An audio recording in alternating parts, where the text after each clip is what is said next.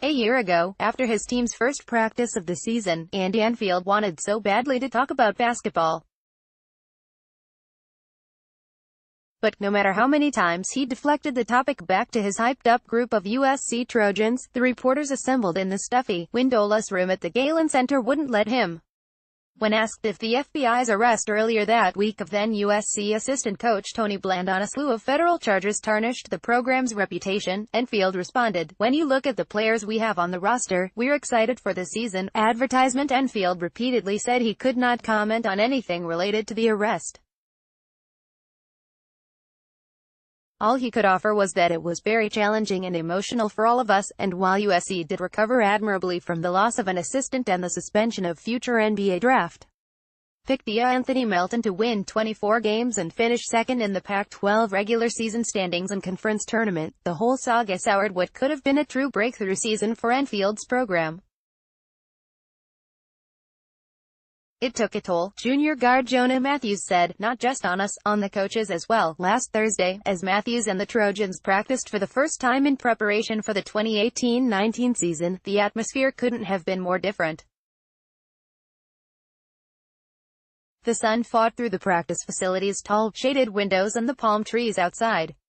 Sneakers squeaked as Enfield barked out commands establishing basic man-to-man defensive principles. A less proven group of returning players that won't have preseason top 10 expectations showed their hunger, exemplified best by a putback slam by Charles O'Bannon Jr. Another difference from a year ago. Only one reporter attended this team's debut to the public. Enfield could more comfortably discuss topics such as how senior star forward Benny Boatwright and promising freshman point guard Elijah Weaver are recovering from off-season surgeries, or how he expects Matthews to take the next step, or how the Trojans have somehow brought in commitments from more high-profile recruits after the FBI scandal than before it. Enfield even appeared relaxed enough to approach a discussion of the year anniversary of the beginning of his program's trying season. "The long investigation by the Lewis Free Group and the results of that were favorable to our program," Enfield said. "So we haven't thought about those issues for many, many months. In the off-season, we've been focused on recruiting as a staff and developing the players on our team. Obviously the year anniversary was this week, and there was a lot of media publication about the situation, but our players have done a really good job of staying focused on the task at hand." The first trial tied to the FBI's investigation into college basketball corruption began Tuesday in U.S. District Court in New York, and there's no telling where this and the ensuing trials will go, especially for schools like USC that were involved in the indictments. Yahoo Sports' Dan Wetzel said in a tweet Tuesday that jurors were informed of a list of schools that may come up during the trial. USC was on the list. If Enfield is sweating courtroom news updates, he didn't show it.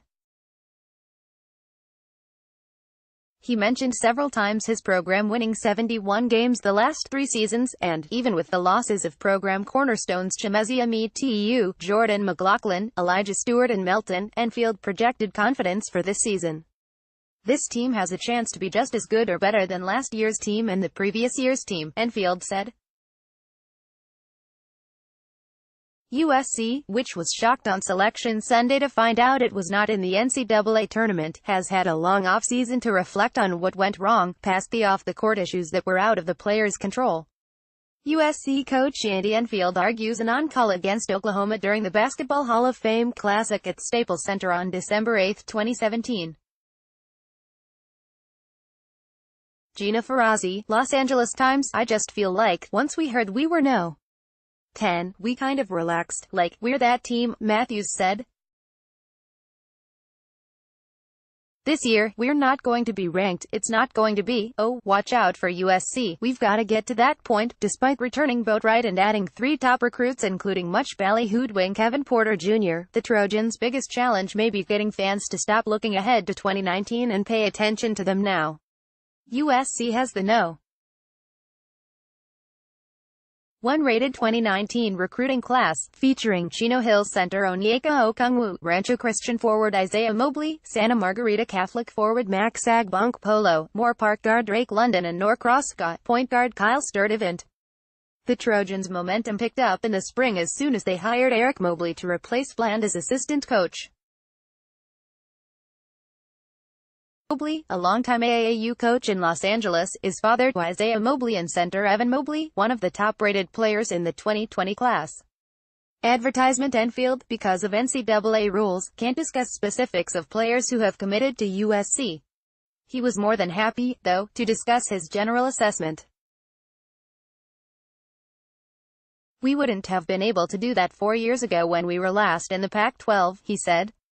"Now that we've had 3 straight good seasons, recruits see us as a potential destination." Injury update: Enfield said that Boatwright, who had off-season knee surgery, is about 2 weeks from being cleared for non-contact work.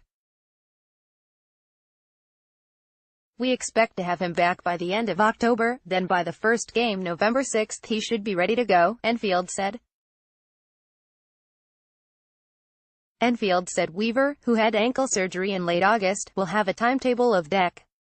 1, depending on how his recovery goes.